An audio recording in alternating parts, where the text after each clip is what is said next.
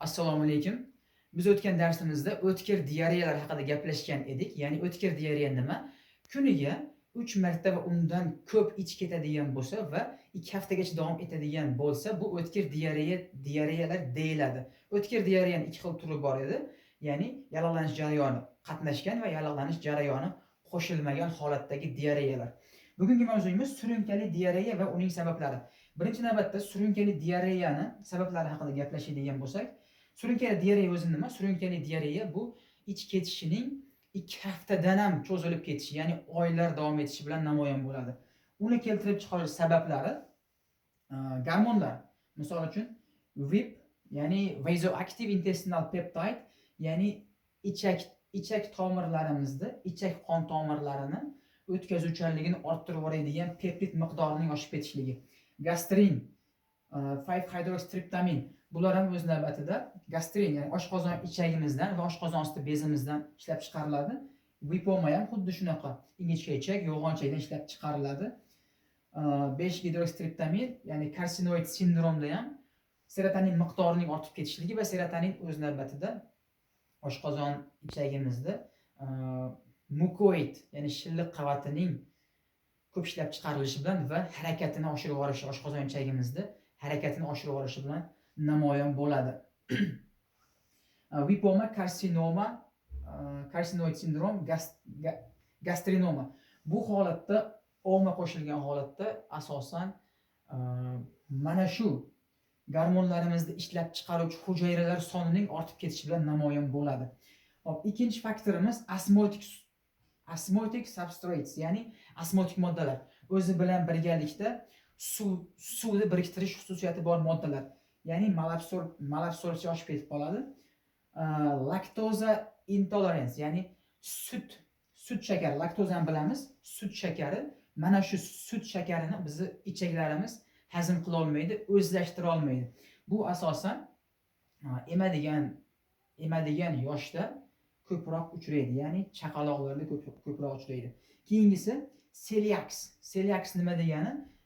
Celiax bug'doy, arpa, suli, har xil shu bug'doy, arpa asosan mana shu mahsulotlarni ichaklarimiz hazm qila olmaydi.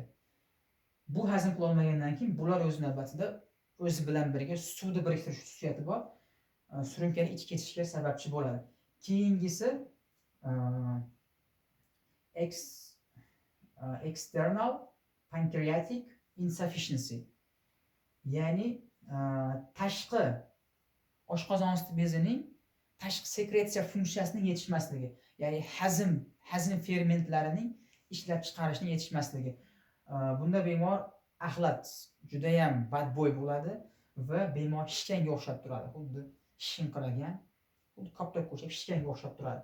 Keyingisi tropical sprue, ya'ni chet el safarida, uni qandaydir chet el safariga borgan insonda o'sha tropik mintaqani qanday ob-havosi uni organizmga to'g'ri kelmaydi, mikroflorasi to'g'ri kelmagan holatda bu holatda ham surunkali diareyalarga olib kelishi mumkin. Keyingisi Whipples, ya'ni ichak atrofidagi limfa tomirlarimizda infeksiya, bakteriyani ko'payib ketishligidan o'sha limfa tomirlarimizda limfa tugullarini tiqilish, to'sib qo'yishi bilan namoyon bo'ladi. Bilamiz, limfa tomirlarimiz ortiqcha suyuqlik to'qimadan vena qon tomiriga tashib berish vazifasini bajaradi. Endi ortiqcha suyuqlik tashilmagandan keyin o'z-o'zidan ich ketishiga sababchi bo'ladi. Hop, keyingisi inflammatory diseases, ya'ni surunkali infeksiyalardan kelib chiqadigan surunkali ich ketishi bilan namoyon bo'ladi. Hop, keyingisi laxatives, ya'ni ich ketkizuvchi preparatlar, ich ketkizuvchi dorilar. Bunga birinchisi senna, ya'ni xalq tilida sano barglari deyishadi. Sano bargini ichganda ham ich ketishiga sabab bo'ladi.